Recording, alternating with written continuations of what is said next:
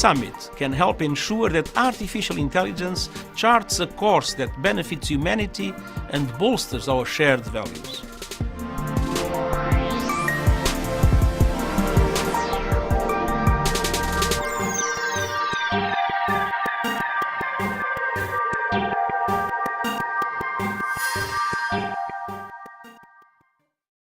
Welcome to AI for Good, the leading action-oriented, global and inclusive United Nations platform on AI.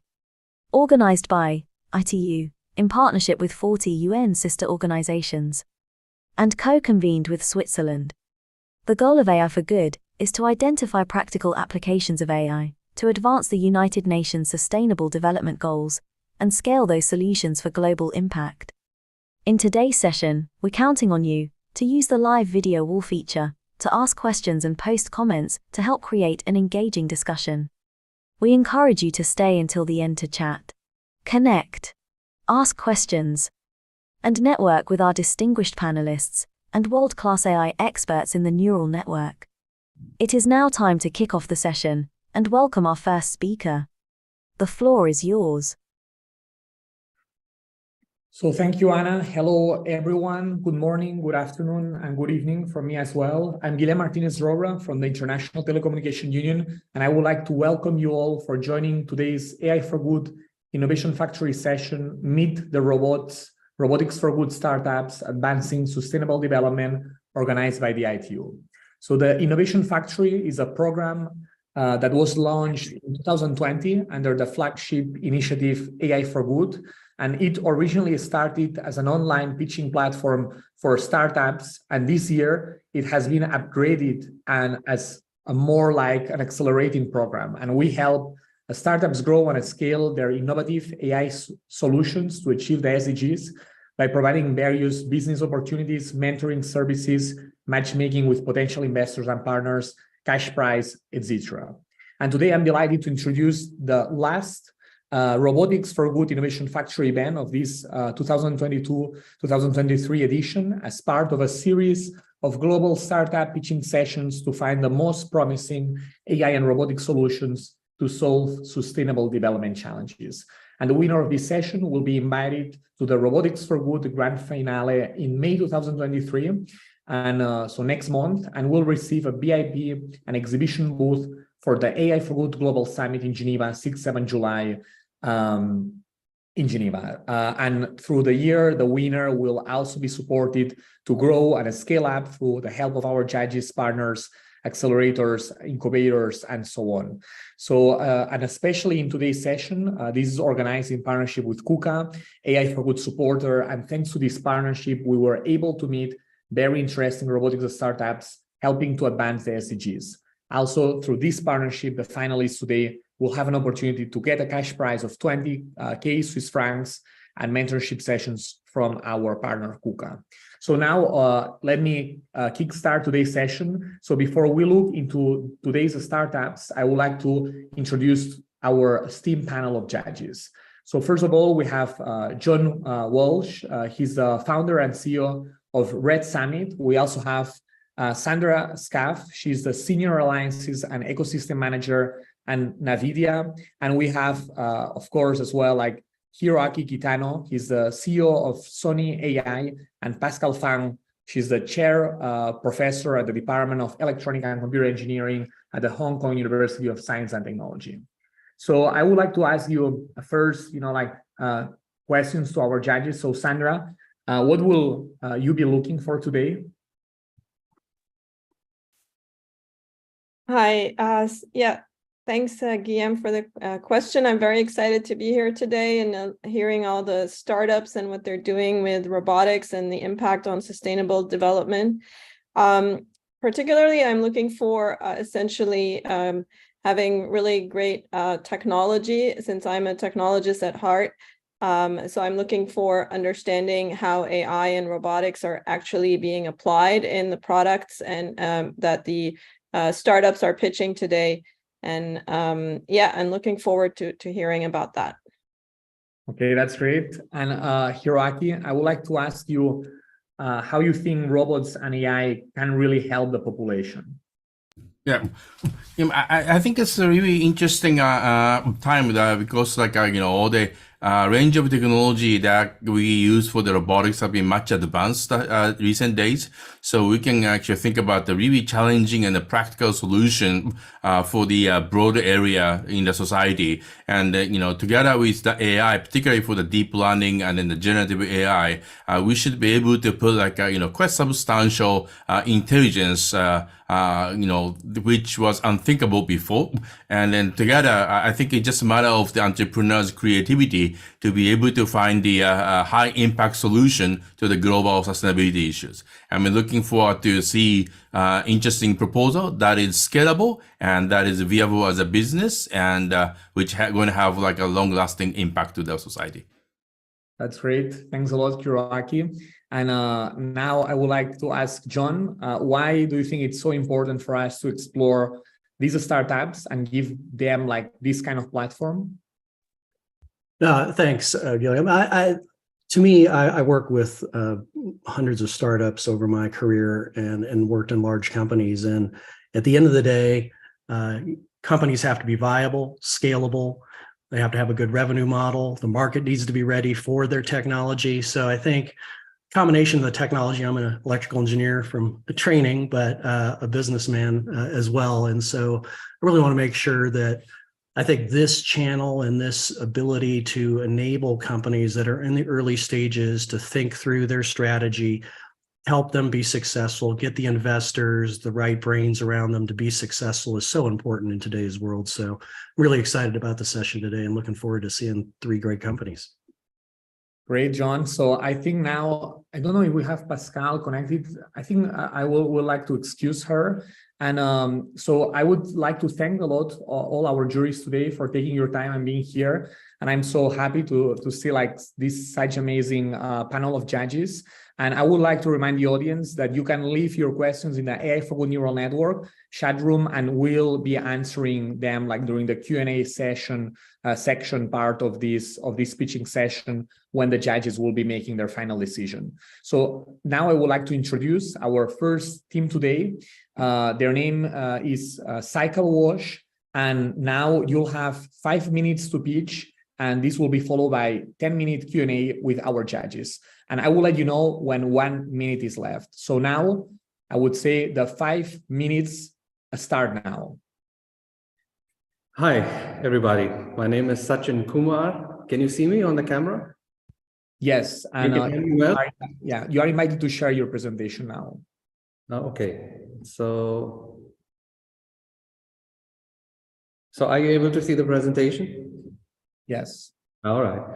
So we started about 5 years or 6 years ago, and we realized that the bike needs cleaning, and especially e-bikes. So it's a big revolution in Europe. So we have millions of bikes now.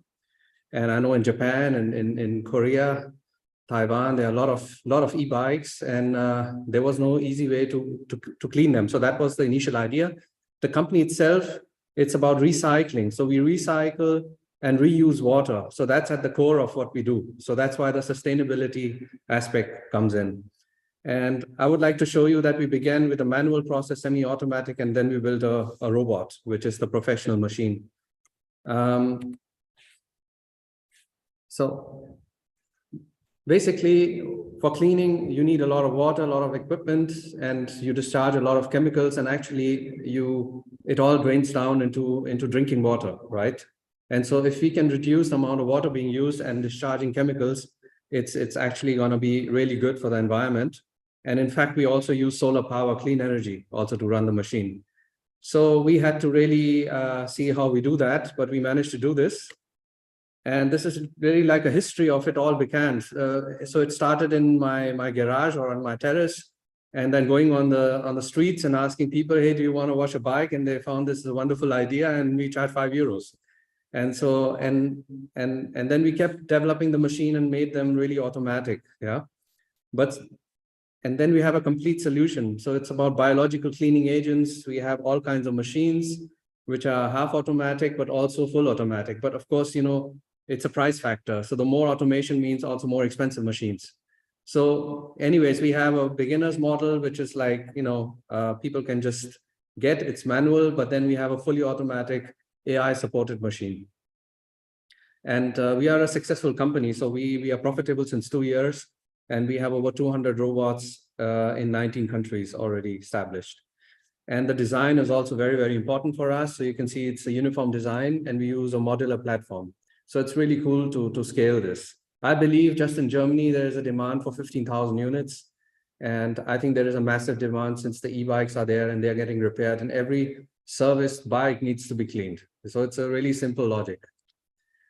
And this is really, how complex the machine has become from the wooden box. Yeah.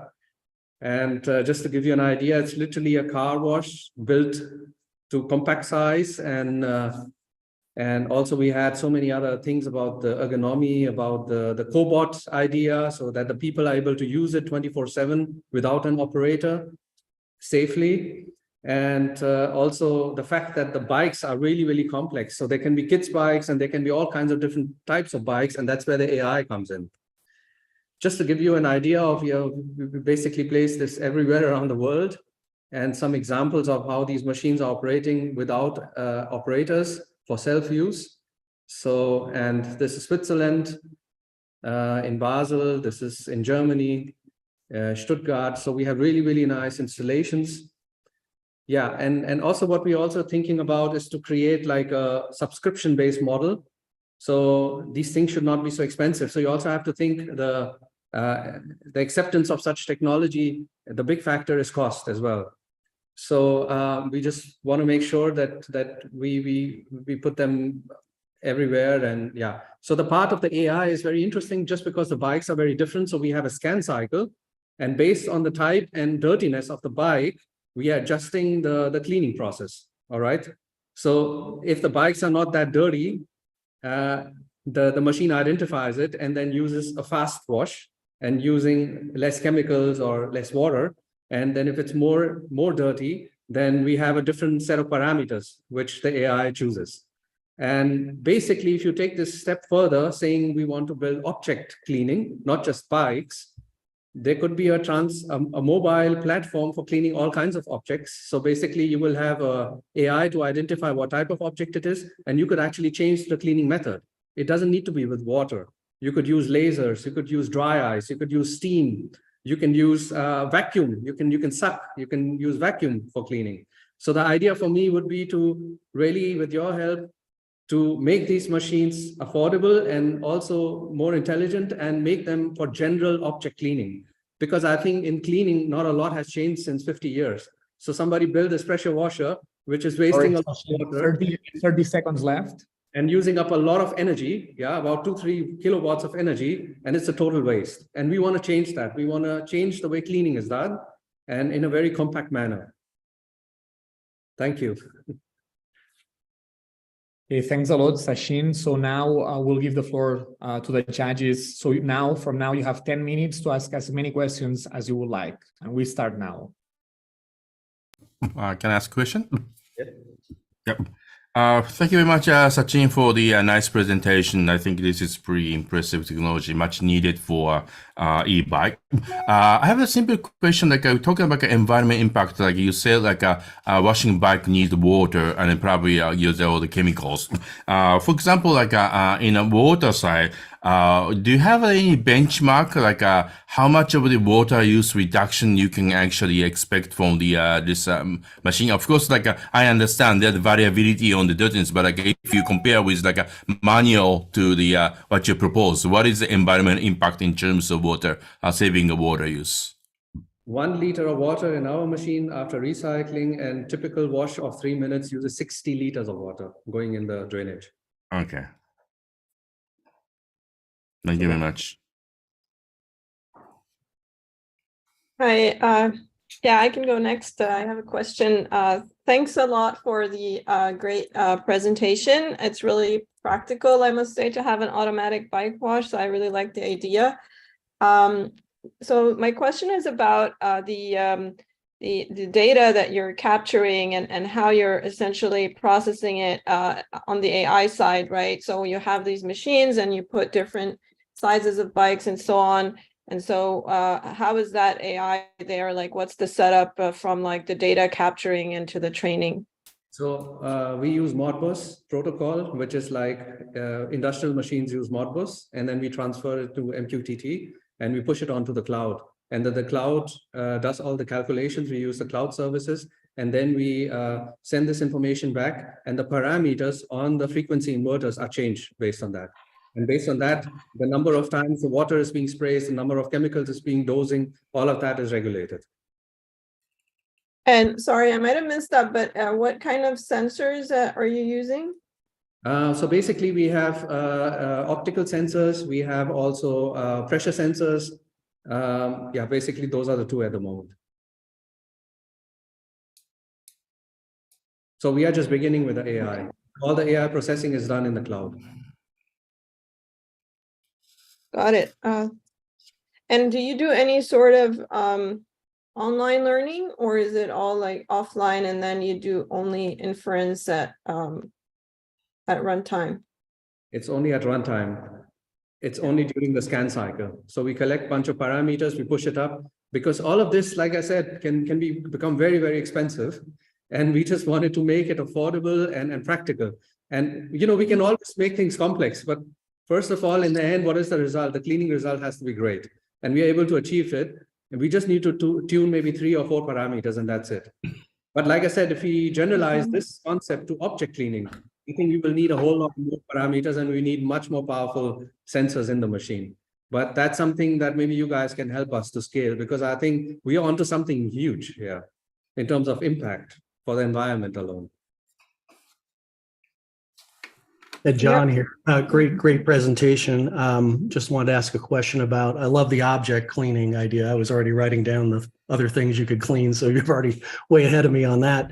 Do you have an idea of what the next thing would be? What's the logical? Is it a motorcycle, a scooter, or is it something completely different where the market's large and the demand's there? I mean, look, I'm coming from India. We have two-wheelers, right? We have these bikes. These bikes, they're almost like, it's 100-kilo bikes. You know, they could be easily washed with this. And even though the cheap labor, but they don't have water. India has a big problem with water, right? And I mean, if we can reduce that water usage and electricity usage, I mean, this is going to be a massive hit. So that's something I can directly say. Motorcycles for Southeast Asia and Africa as well. I mean, these are millions and millions of bikes. Right.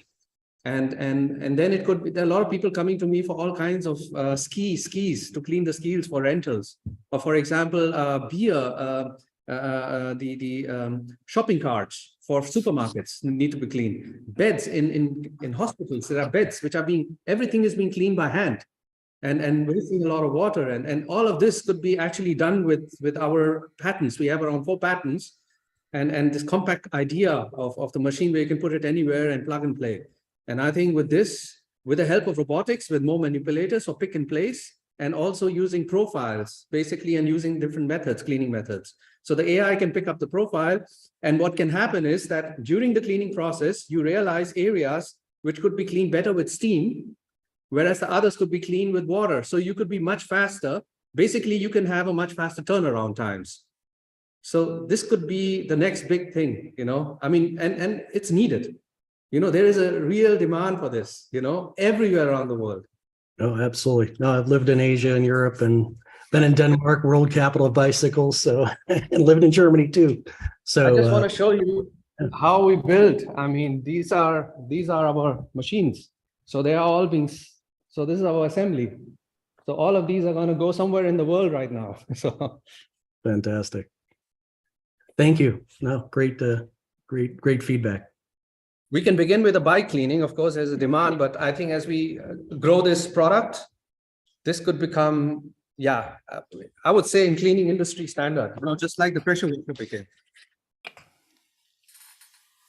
Congratulations on the progress you've already made, and I'm excited to see where you go. So we are opening up an office in Boston. So we are part of Massachusetts Robotics, and so that's where we really look forward to working with 50 other really cool robotics companies and take this further. Yeah. So we have like 4 minutes left. Maybe Professor Pascal Fang, would you like to ask some questions? Thanks for joining us. the others already asked the questions that I wanted to ask. I'm still thinking about the object cleaning idea. Do you have you done any business case analysis? Like economically, financially, what makes sense for you to scale to? Okay. Everything under the sun is way too broad, right? And yeah. So we had a company which puts LED walls. So they are like 1 meter by 80 centimeter by 1 meter. And it's like a block, and they were cleaning it by hand. So we basically had a holder built for it. And you could actually have this cleaned by our machine. But I believe if we have a manipulator, a robotic arm, which can pick in place, then we can automate a lot of this. So, but the robotic arm has to identify the type of object it is for pick and place and take, because you need to move it in and move it out, right, as well. And you need to identify the contour of this object, and also it has to be haptic, and it has to also use the right method for cleaning.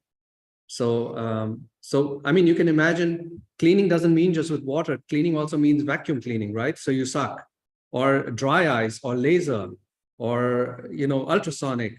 There's so many different types of cleaning which actually doesn't need chemicals or water. So I mean, there is a really bunch of applications where you could apply this to. Well, the obvious question is, can you replace laundry, like laundromat? Can people just wash their clothes and their shoes? And well, honestly speaking, you don't need chemicals. You could actually use ultrasonic. Dry clean. It's ultrasonic for cleaning clothes. That will be the cleanest way of cleaning, because the water you discharge doesn't have chemicals in it.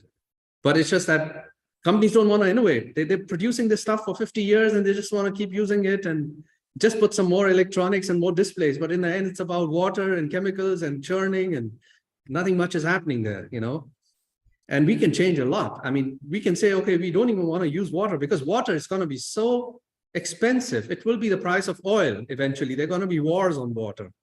We are having water problems in Germany. In the US, everywhere there are droughts. I mean, we really need to respect water and make sure that we reuse water as much as possible. Yeah, I have one question, like, for this, like, water, if you want to deploy this into the area with like a scarcity in the water, you might have like power by a solar photovoltaic or anything, but the water supply, can you actually use this for like a somewhat like a contaminated or like a kind of muddy river or ponds, and then get the water cleaned up to be able to wash this? Okay. Oh yeah, have dirty water. Yeah. So we can use water with up to 150 microns particles in it. Then we can also add other filtration technology. So we have hydrocyclones and all that kind of stuff. We also have a chemical made from, it's not a chemical, it's actually a flocculant from maize flocculant, which actually drops all the sediments down. So we okay, I understand it. Yeah, I understand what you're talking about. Yeah, it's really lovely. My idea also in Europe is to use rainwater, because rainwater is soft water. It's the best water you can use for cleaning. It doesn't have any of those minerals. So this is really fun stuff. And if we keep working on this area, this can be a huge market. So we are not only inventors, we are pioneers. Yeah. Okay. Because we are creating a completely new market with new methods. I see. Understood. Sorry, just a quick question. Can you give us an idea of your team? So we are only 4 people. And I'm doing 12 jobs. I was just talking to my mom.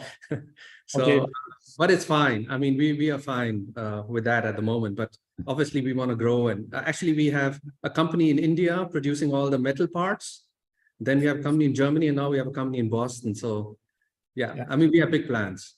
So, and we're successful. We had over $3 million worth of sales already so far, and we are profitable since 2 years. So, Sachin, thanks a lot. So we had like the 10 minutes Q&A. So now I thank you like for your presentation, for all judges' questions and comments. And now I would like to move to our next startup presenting. So their name is EDS Scanner, and we'll have 5 minutes for the pitch followed by 10 minutes Q&A. So Sachin, if you could stop sharing your screen. And Andreas, you're ready. So the 5 minutes would start now. Super. Sea Planter is autonomous submarine robots plant seagrass and kelp combating climate change. So we see the climate challenge, the CO2 levels in the atmosphere, and global temperatures are rising. The IPCC states that urgent action is needed. Climate change is causing severe weather events. So the economic cost reaching 2 to 10% of global GDP by 2100. Seagrass is one of the many solutions. Seagrass, however, captures 35 times more carbon per square kilometers than tropical rainforest. Seagrass meadows provide vital habitats for marine biodiversity, but have declined by 29% during the last decades. Currently, 317,000 square kilometers of seafloor are currently covered with seagrass. However, 177,000 square kilometers are suitable for additional cultivation. So for one square kilometer of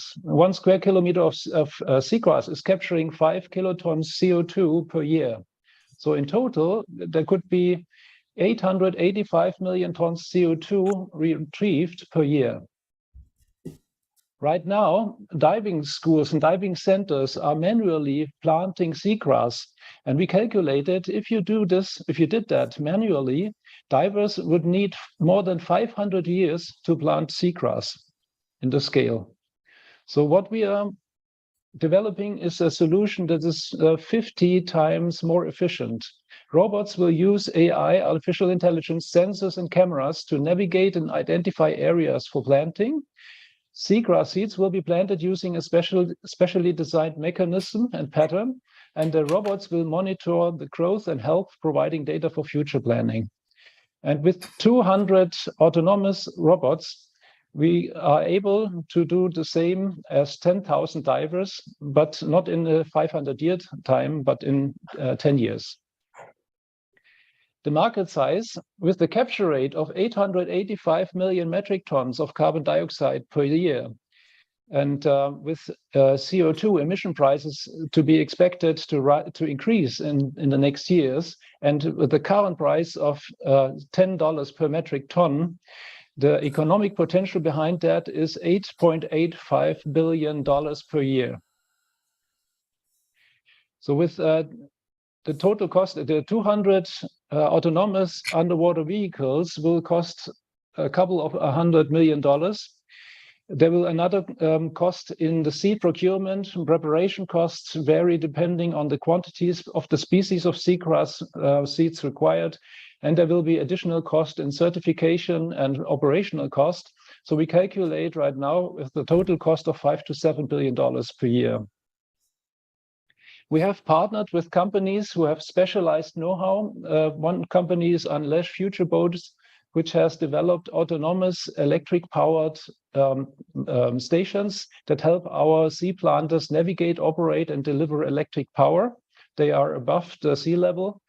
Then another company is Emma Marine Environmental Technologies. They are specialized in underwater vehicles, autonomous underwater vehicles, and they help us develop and manufacture sea planters. So why is it now a good idea? The following trends support the breakthrough of sea planters.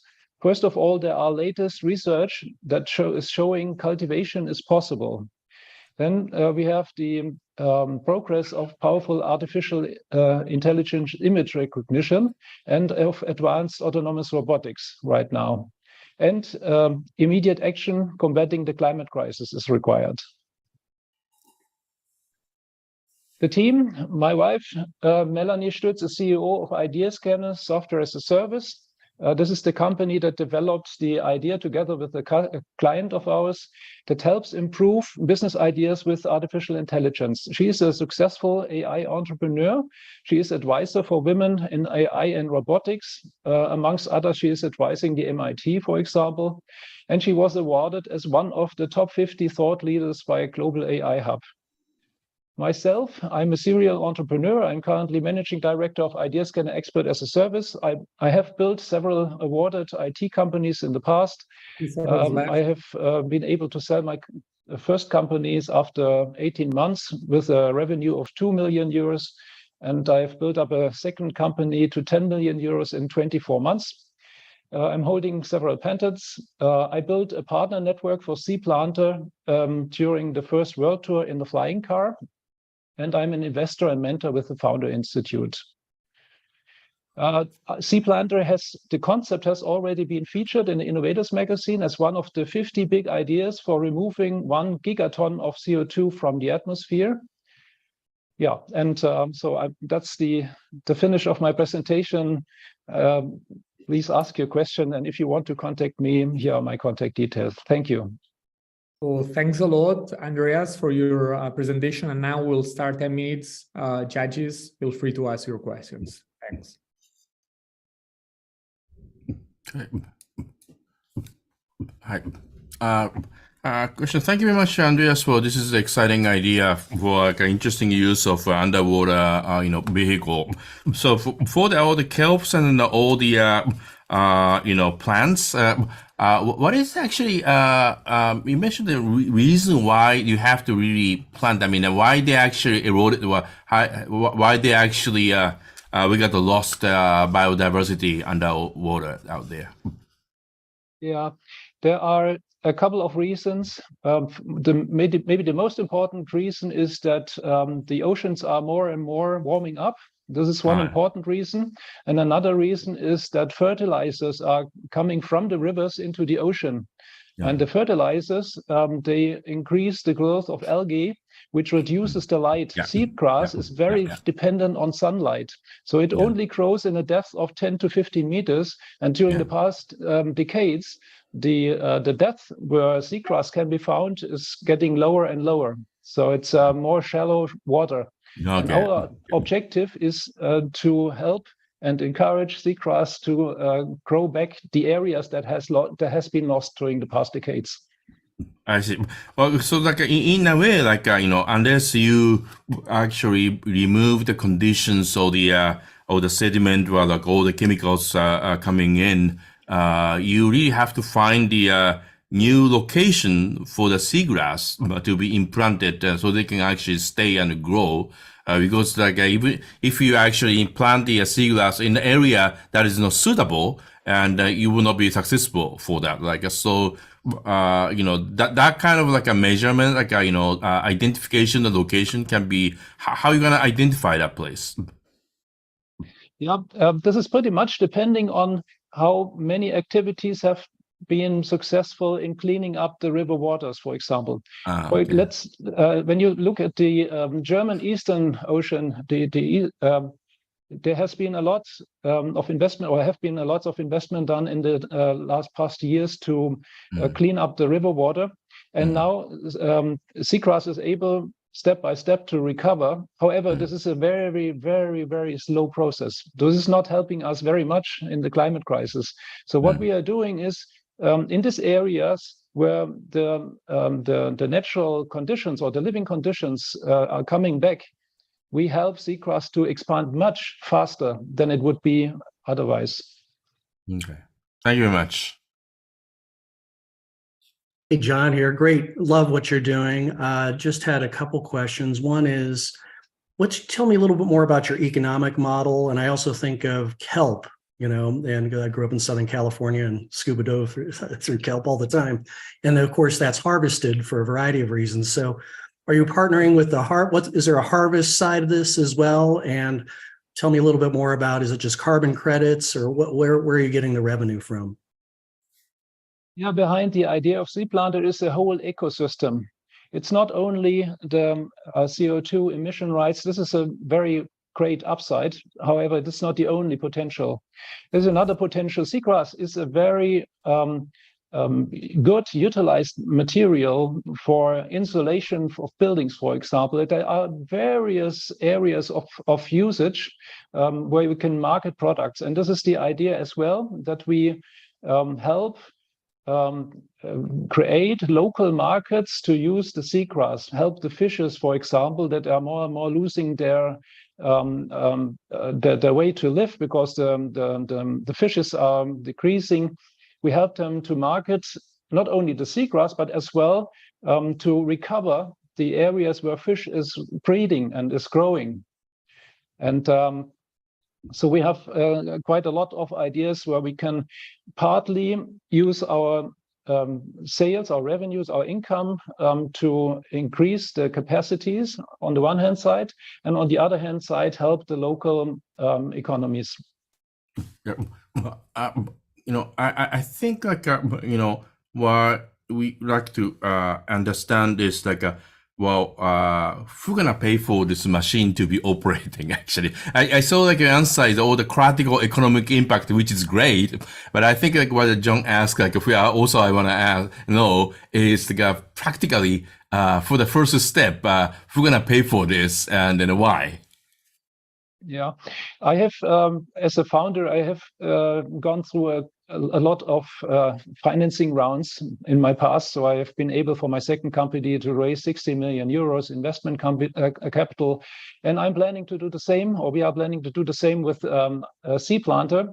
So we are offering investors to invest in this idea because it's a very profitable idea, and it will be very similar to the model OpenAI has utilized.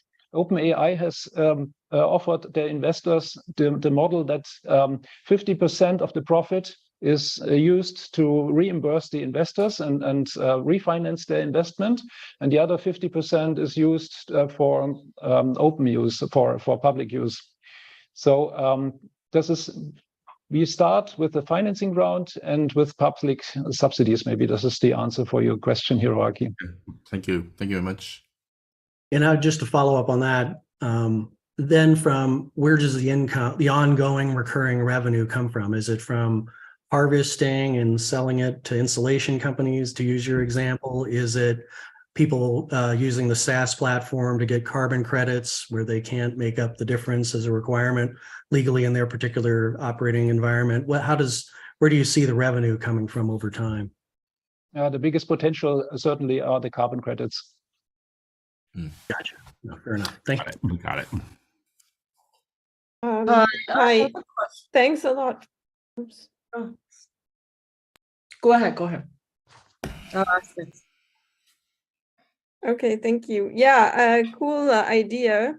And thanks for the presentation. You had mentioned powerful AI image recognition as one of the key technologies that would enable your robot. Can you elaborate a little bit on what kind of sensors and cameras you're thinking of, and essentially what that image recognition technology or algorithms would look like? Okay. So the sensor type is we are using our visual sensors but also sonar sensors to get an idea of the landscape below the seawater level. We are collecting the data, and we are currently the idea is that we are using Google Cloud Vision API to analyze the data. This will be all online. So we are permanently collecting data simply because we would like to have the algorithms learn from the experience made. And we have on the one hand side, we have the autonomous submarine vehicles below the sea level. And on above the sea level, we have a mothership, if you want, that is collecting the data and communicating via satellite. But the autonomous vehicles are connected via cable with the mothership. Is this answering your questions, Sandra? Yeah, it gives a good overview. Thank you. Pascal had a question. Yeah, my question is, so help me understand. So once you have planted the seed plants everywhere that you can plant, what happens then? I mean, do you maintain them, you replant them, or what happens? It's going to be a permanent process. Planting is the one hand, but we have to monitor them. How are they developing? How are they growing? For example, it's not necessary that we plant this in a full area, but we planned the seagrass in a chess pattern, in a chessboard pattern. Yeah, only we picked the white fields of the chessboard, and we plant the seagrass there, and then the seagrass is expanding in the other fields also. But we have to monitor that, whether this works or not, and we have to continually learn and improve the process. So this will be, my personal guess is this will not be only a job for the next 10 years, this will be a continuing job for the next decades. Is this answering your question, Pascal? Yeah, I'm very ignorant about this agriculture thing. So I'm trying to imagine like you need decades to cover or to maintain the seagrass. I didn't even know about seagrass until now. It's amazing. I'm sorry. I'm just not very ignorant. It's amazing what you're doing. And thank you for doing that. Thank you. Hey, Andreas, just another quick follow-on. Do you have a working prototype or patents around your AI algorithms? We are currently applying for patents, and we have a prototype that is, I would say, it's not yet fully functional, but it's a technical proof of principle. Got it. Thank you. If I may ask, in terms of like a region, I think this is a shallow water and probably a tropic and subtropic area, I guess, or is it like all over the place? It's all over the world. It's in all different areas. And probably different kind of seagrass, I guess, for the. But okay. Yes, I understand. Okay, so it doesn't really actually overlap to significantly with the coral reef areas, which actually, yeah, okay. So it's coral reef is rather limited, because it's also shallow water thing as well. Yeah. So yes. I think, sorry, Andreas, for interrupting, but we are out of time. So thanks a lot for your presentation and for the questions from the judges. So now I would like to move to our final startup pitching today. So their name is Roba, and it will be Johannes presenting here. So Johannes, if you're ready, we'll start counting down, like now 5 minutes. Thanks. Can you see my screen? Yep, I can see you well. Okay, good. Just a sec. Okay, perfect. My name is Johannes Schäferhoff, and I'm the CEO of Roba. I present to you today our first product, which is the AI-powered arthritis ultrasound robot, in short, Arthur.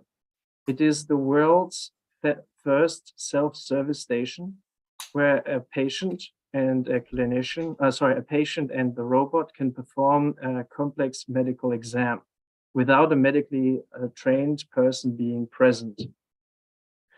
And we do this for a heinous disease. So rheumatoid arthritis is a disease that besets many people in their best working age and sends them straight to disability benefits.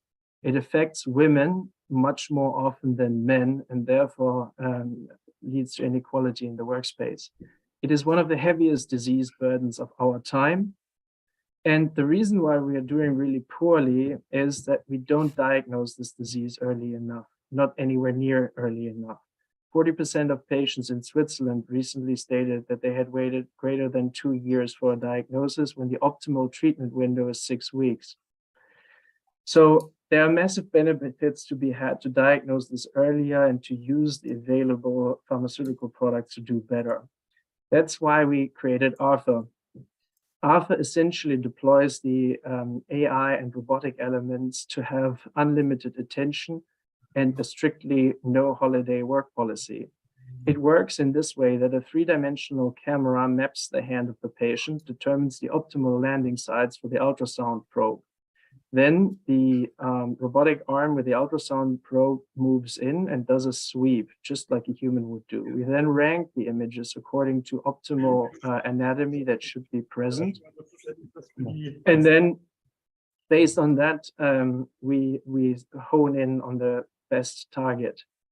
Afterwards, we also grade the images according to the gold standard grading standard. So you can see there's somebody speaking here. Please mute your mic. So you have a color-coded image of the hand with red disease and green no disease. We also have explainable AI. So we annotate all of our images in red, the bones, in green, the tendon. Sorry to interrupt. Hey, Sachin, you're not muted. If you could mute yourself, that would be great. Sorry, Johannes, I wanted to hear what you're saying. Yeah, so thank you.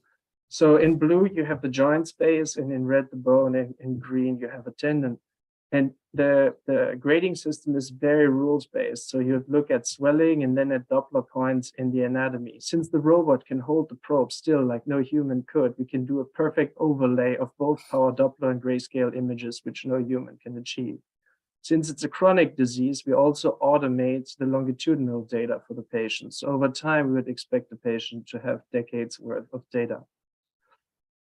The early results are very encouraging. The AI that underpins ARPA, so the grading algorithm, has a 97% agreement with a human rheumatologist.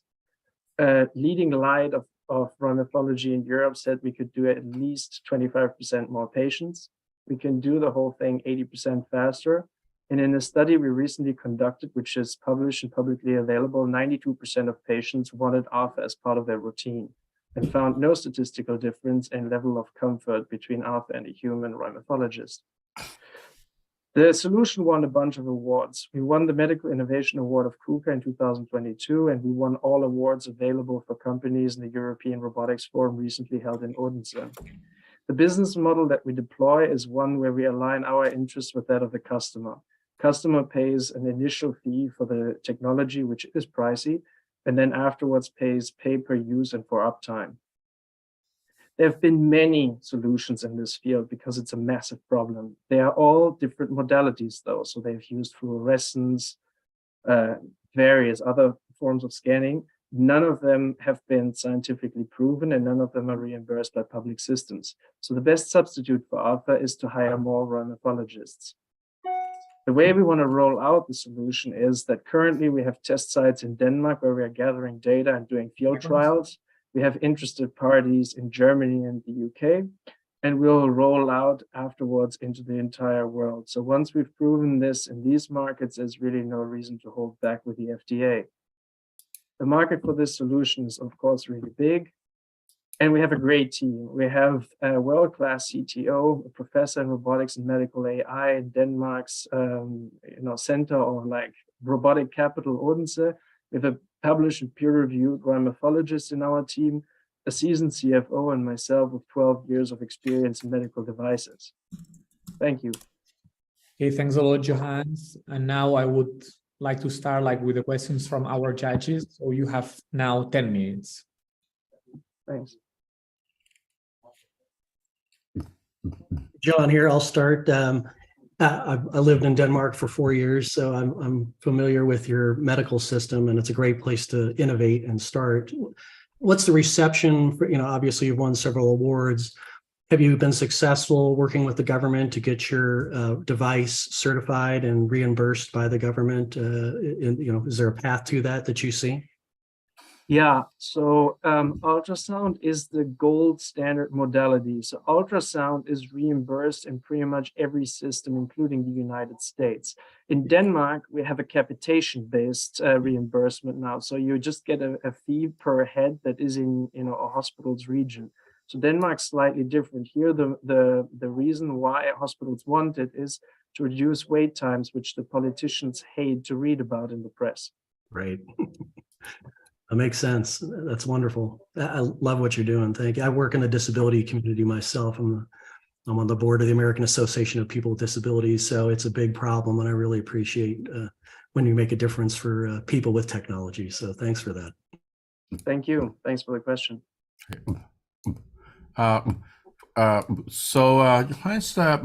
This one basically like ultrasounds, like and it probably like located in the clinic or the hospital patient comes in, right? So like they come in and then use this. And an advantage of these machines over the conventional diagnosis by the doctor is like that means like you save doctor's time because this is the automatic, and then you get the higher precision on the diagnosis as well. Yeah, like, so there are several things here. One is that ultrasound has in studies been shown to detect the disease earlier and better than palpation. And actually, many doctors are not able to do ultrasound scan patients. So that's one thing. So we greatly increase the availability of ultrasound for earlier diagnosis. The other thing is that the doctors tend to not have time. So, Denmark is one of the best places. Germany is a worse place, but the average in Europe, the average patient waits 6 months when it should be 6 weeks to get a diagnosis. And there are parts of the European Union where the patient won't get an appointment with a rheumatologist because there simply are none. So, if you don't get the diagnosis and you can't start on these drugs, it's an inflammatory disease, essentially destroying your joints irreparably. Well, so like have to wait 6 months means that you can't really take an appointment for 6 months. Like, oh, that's European system. Okay, that's shocking to me. Okay. Yeah. Okay. But it's actually quite common in most parts of the world. I mean, there's lots of like in the United States, there's a so-called workforce survey. They've looked at this problem for 10 years, and the problem keeps getting worse. The supply and the demand go like that. The gap keeps getting bigger. Okay, so like in a way, like where are we gonna put this machine? Because if you wanna have like an appointment for doctors, and it takes so long, and then you won't get the access to the this machine if this is located in the clinic, for example. Have to be somewhere you can really access quickly to be able to automate diagnosis, like You're hitting the nail on the head. So the main first main first area you use this for is for so-called triage. So currently, the typical rheumatologist sees 18 patients for one with RA, with the disease. So 17 don't have it. If Arthur removes the first obvious 15 cases where it's obvious that the patient doesn't have the disease, and the doctor only looks at the remainder, then we have a solution. And where do we place it? You could place it essentially in a pharmacy if you wanted to. It's a not very dangerous machine. I see. So this is like a use for the triage. So like the number of the potential patients going to doctor will be significantly reduced. Therefore, or the lead time diagnosis will be much shorter. Because like otherwise, like even if you diagnose this machine, you're gonna have like prescriptions, for example, like a Remicade or something like that, and you only get this. You can't really get those over the counter. You have to have a prescription to be able to have that kind of drug. Yeah, but that's actually another good point. We also had massive interest from Canada, where they have a really big problem with monitoring patients remotely. So in underserved areas, Alpha could also play a big role. Okay. When you talk about monitoring and prescription. Yeah. Can I ask this question that there is it's ultrasound machine, right? And is there any reason you specify specifically only for this kind of disease? Because it seems to me there are a lot of needs for ultrasound for various. Yeah. You're right. So the reason why we started with this disease is because it is actually really, really a bad problem. It is, like I said, it has one of the heaviest disease burdens. And it has one big advantage. In like 98% of the cases, you can diagnose it in the hand. With the hand, you don't have to undress. You don't have, it's really easy in most societies for somebody to show their hand, even in public. So that's why we think that this is actually one of the first and best applications for this. Of course, there's plenty of others. You could also use it for echocardiography, or there are numerous possible applications. You're right about that. But the hand is very easy. I hope Yeah. this made some sense. Yeah. I'd like to thanks. I understand that. Yeah, definitely there is a need for having more automation in the healthcare industry, right? So that's definitely a clear need there. And you touched on the FDA process. As you probably know, it's a lengthy and elaborate process. And I was wondering, what's the equivalent in Europe to roll this out? You know, the equivalent of the FDA, and how does that look like? So actually the MDR, which was recently introduced in Europe, is quite similar to the FDA. We have the AI certified as a class 1 device, and the robotic arm as a class 2A device. And both of them are CE certified, so they can be used in Europe. The MDR is very similar to the FDA approval process. So we therefore think it will be, I mean, of course, it's still a challenge, but it should be manageable. And the problem is huge in the US as well. So there's a medical benefit that I think many people will see. Okay, Yep, thanks a lot. Oh.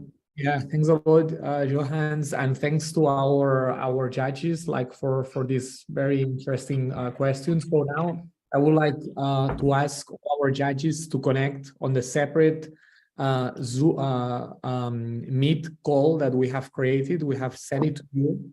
So in the meantime, so please, for the judges, just connect on the separate call link as instructed. And once the decision has been made, let us know and come back here. And don't forget to mute and turn off your cameras. And now, so let me know if you have any problem on that.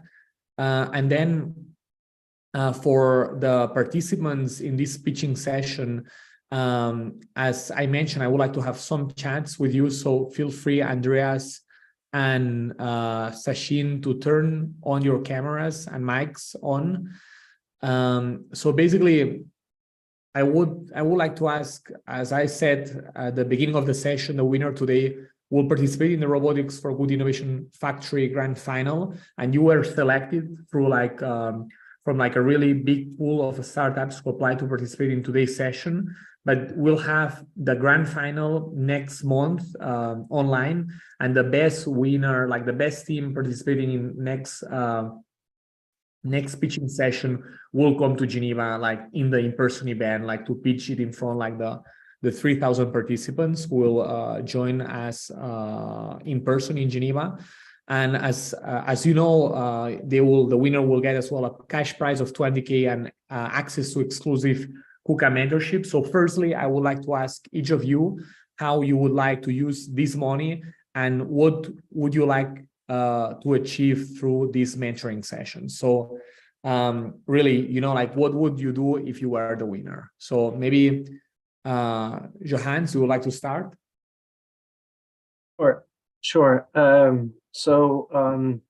We obviously have very good experiences with KUKA. So if we win this award, and especially, I mean, the money is of course great, and it will help us, put more robots out, which is of course useful. But the more important thing is the collaboration then with KUKA and the mentoring. And we had great experiences with KUKA as part of winning the Medical Innovation Award last year, where they helped us already in mentorship, and we have ongoing collaboration with them. So I think, we could learn a lot also here, especially, AI for good and ITU. We could learn a lot about making it clearer that we also want to be part of the, United Nations Sustainable Development Goals, and how we can maybe also better reach interested parties around those topics. Okay, thanks a lot, Johannes. The same question goes to you, Andreas. So yeah, first of all, the money, we would use the money for our demonstrator to develop this further. However, the biggest benefit we would draw out of this competition is the public recognition for the subject. I think we have an opportunity here to significantly combat the climate change, and this would be a great message. And this would be very helpful for us to find further investors and to go ahead. Okay, great. And Sachin, what are your thoughts about this? I think we need a welding robot, so can directly get one from KUKA. So because we already have the jigs to hold the frames, and we need a welding robot, so they can help us there. And also for us, for object cleaning, not just the bike, we will need a pick and place manipulator, and we can get this from KUKA and they can help us. Okay, no, that's great. And I have one question from Jacob Willem Bruin. He's asking, how does seagrass carbon sequestration compare to passive wetland carbon sequestration? So I think this goes to you, Andreas. Well, the most important point is that we support a process that was once a natural process. So we are not somehow artificially generating new plantations, but we are helping restore what has been damaged during the past decades. That's maybe the biggest difference. Okay, and I wanted to ask you, once you applied, like the Innovation Factory is really, like targeting startups who are using AI and robotics for the SDGs. Which are the main SDGs? Because we haven't been covering, you didn't have time like really to cover it during your presentation, but which are the main SDGs, for example, Andreas, that you are covering with your startup? I mean, I'm already thinking about some of them, but maybe you could expose it in more detail. Yes, certainly. Well, obviously, the biggest or the most important for us is sea life and climate change. So those are the two SDGs that are most important for us. Okay, and Johannes? Yeah, I mean, our solutions obviously focused on bringing better healthcare to significantly more people, and to level the playing field in the workplace, where actually many women are affected by rheumatoid arthritis also quite early in their lives, and then suffer debilitating pain and debilitating disease here and cannot work. And that's of course really detrimental for society. Exactly. And Sachin, which ones do you have in mind? I have already like some well, of course, related to water. Yeah, in terms of the sustainability goals, you mean? Or yeah, exactly. Yeah, I mean, we don't waste water, we don't put chemicals in the ground. I mean, we can save lots of water basically. So I think that's a focus. I mean, and also, yeah, I don't know. I mean, there's so nasty chemicals which people are using, different types of chemicals. Also, if we need to use chemicals, we make sure we use biological. That means they're bioactive, and they can actually do more good to the environment because they eat up oil. So we have chemicals with the active bacteria, which gets activated and it's actually eating oil. It lives off oil by eating oil away from the water, stuff like that. And how, in developing your solution, like your robot, how are you taking, not as the solution, but in building the robot itself, taking into account like sustainability principles? Like how are you? Pretty good question. So we use plastic body, and this is made out of regenerated plastic, and that's why it's the color black. So what they do is they take all this ABS, which is old, and then they put black color on it. So it's all reused plastic. The stainless steel we use is also reused, like smelted, and stainless steel lasts a really long time as well. So we want to build machines which are lasting 20 years or more. Without touching these machines, they should wash about 500,000 objects before you even touch them. So we really want to reduce the impact on the environment. In Germany, it's very strict regulations of what can leave the machine, especially when you're cleaning, right? Yeah. So they have a very high standard in terms of chemicals, oil, all those kind of things. And we need to comply with those regulations. And what I'm also forgot to mention is that our machine is a cobot. Yeah. It's literally like it cannot harm even a child. Yeah. So this is really cool because our machines are running without operator 24/7. You have guys coming after the disco and on the bikes, and they decide to clean the bikes at 2 a.m, you know, and Oh, that's great. each wash is $10, you know. So it's a very good, I mean, they're paying a lot, you know, $10, but they feel, you know, if they were to do it themselves, it will take a longer time. It's opportunity cost. They would rather do something else in that time, you know. So it's almost a car wash, but they are happy to contribute, I guess, in a way, you know, for an environmentally friendly robot. And what about Johannes? Like, are you taking like sustainability into account when designing the robot? To be honest with you, with a medical device, you cannot, you know, you have very, very little maneuvering space. The KUKA, you know, arm is the only medically certified arm. So there isn't really an alternative. Yeah. And then the other main components is a you know, we have a GPU, so a graphic processing device that also, you know, I mean, it needs to be medically certified. So you have limited options there. We are mostly focusing on, you know, making sure that that we counter potential biases in the AI, and that you know, any hand, shape, or form or color, you know, gets scanned the same way. I would say that's more where, you know, where we are focusing, because we can't, you just can't use many, you know, many types of materials in medical products like this. Okay. And what about you, Andreas, developing your solution? First of all, we are capturing 1 gigaton of CO2. This is a good impact. Yeah. And the second is all our devices will be solar powered. However, with the material, we have very rugged conditions underwater. So this is not maybe so the material will maybe not be a reusable material. Yeah. But it's great that you are, you know, like thinking about this aspect as well. And now I wanted to ask, they are telling me that the judges will come soon to a decision. So I would like to ask like a second question. So there must be like several challenges that you might be like facing right now, like, you know, like policy, regulatory, like challenges, open collaboration with big tech companies, data collection, talent acquisition. So I would like to ask you, like, which is the main challenge that your startup is facing right now? Maybe who would like to start? Or maybe I can start. Okay. I think for us, we are pretty happy with our suppliers, so there's no issue there. But our biggest problem is people don't know this thing exists.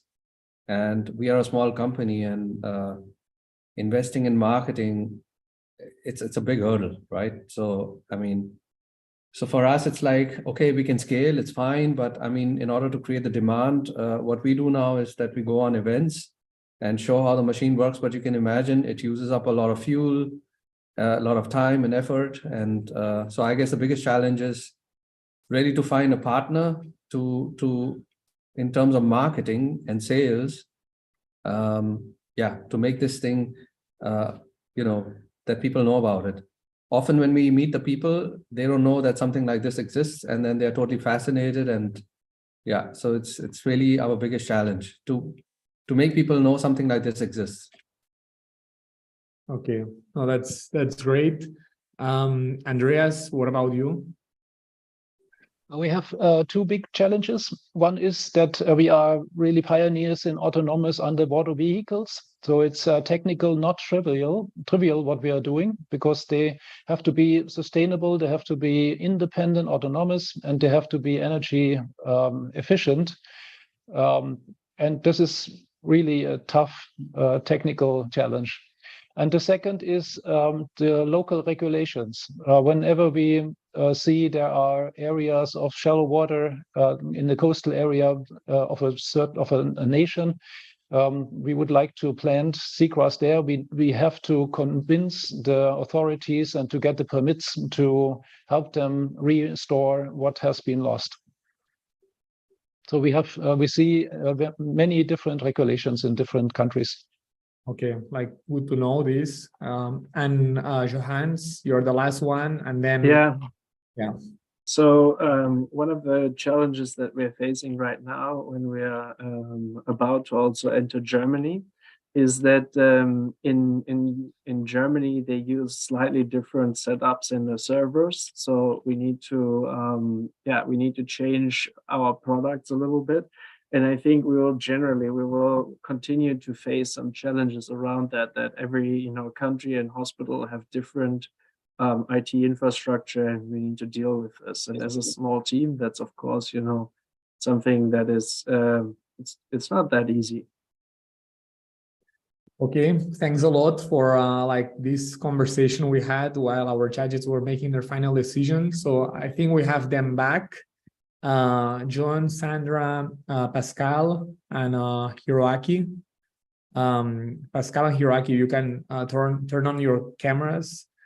And I would like to, I would suggest maybe you can announce first like the second finalist and then the winner for this session. And I would be happy, and I think our audience and our STEAM startups who are selected for this session, they would be gladly here. I mean, if you can make some comments about your decision, that would be great. So like any of you can, I don't know if there is like a judge volunteer here, like to explain. Johnny is already smiling. I'm happy to at least talk for the team, and then anybody please chime in. I'll tell you, it was a very difficult decision. So each and every one of you are doing wonderful things for the world. So I'll just say that right up front. Thank you for everything you're doing, and I hope to see all three of you be very successful, as I know the judges do as well. Number two was our bicycle cleaning solution company. So that was our runner-up, and the winner was ROPCA. So congratulations, Johannes, and to everybody. I will say that there was quite a lot of discussion around the work that our number three contestant was doing with Sea Planter. We just thought our issues were a little early, but thought it was probably one of the most impactful things we could do on Earth. But how does it make money? And we just were struggling with that. So, and then on the bicycle side, objects cleaning, great.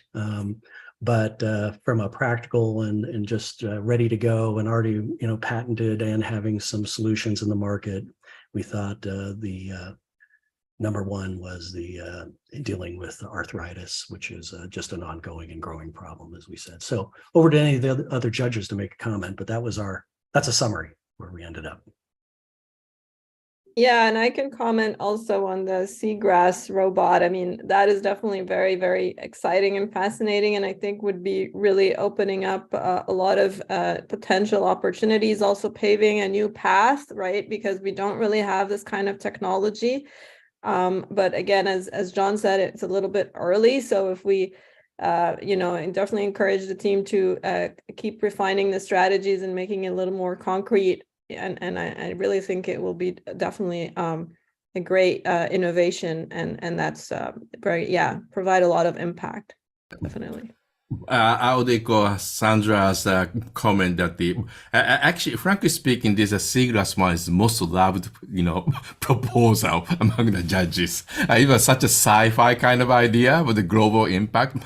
We kind of struggle because the revenue stream model, like a viability as a business, and then some more technical, feasibility is probably yeah, but those points. I think this could be further improved, and it could be something very significant in coming days. I think my comment, like I made earlier, is the seagrass idea is the most romantic of all the three, and definitely encourage you to continue and not give up. And I hope one day to see our sea covered by seagrass. I didn't even know there was grass under the sea. So thank you very much for working on that. And then for the bicycle cleaning, I do hope to see, not just in Europe, like in different street corners, we can clean different things, or even in households or like communities. I'm thinking like for countries where there's like scarcity of resources where, water is even harder to, get to. Maybe for communities that are not as well off as Germany, then maybe you can expand your idea to help those communities. I think you must have lots of ideas, and I don't know because I'm not part of your team, but I also see a great potential in what you guys do. And for the ultrasound, as I mentioned earlier, I hope you can also expand that to a service for other kinds of very much needed disease. For example, you can have booths in pharmacies and so on for women and so on, right? And that will save lives if people can have early diagnosis for things like such as breast cancer and so on. So, but thank you all for what you're doing, and I hope you never give up. Okay, thanks for all these great comments. And I think like with these final remarks from Pascal, because it's very important as well from a United Nations standpoint that all these technologies can reach, like the most like remote areas, like the people without like low resource settings, like this is like the most important thing, that all these technologies like reach everyone. So I would like to thank you all for joining today's session, like all our panelists, our esteemed panel of judges, and all our attendees. And for the finalists today, we'll keep in touch with you and have another closed session to hear more about your business plan in detail and help you out to further business opportunities. And now we'll open a quick poll with one question, and please answer and let us know how much you like this session. And we also encourage you to check out our AI for Good program online to see more sessions that may be of interest to you. And just so everyone knows, we'll have the Robotics for Good Innovation Factory Grand Final, the 30th of May next month. So we'll have the two best teams of the three sessions that we have organized throughout the year. So I really encourage you to join us for this session. And I would like to say have a lovely day or afternoon or evening, sweet dreams, depending on where you are. So thanks a lot for joining us today, and see you soon. Thank you. Bye. Bye-bye. Thank you. Bye. Thank you for participating in today's AI for Good session. We hope you've learned something new, innovative, and engaging in today's event. We now encourage you to continue the conversation on the live video wall in the neural network. Here you can ask questions, like and comment, share links, complete the poll, connect with interesting profiles, or speak one-on-one using the chat and video function. We invite you to explore the lobby, try the smart matching quiz, visit the virtual exhibits, poster boards, the eShop, and build your personalized AI for Good program. Let's shape the future of AI for Good. AI is a powerful tool.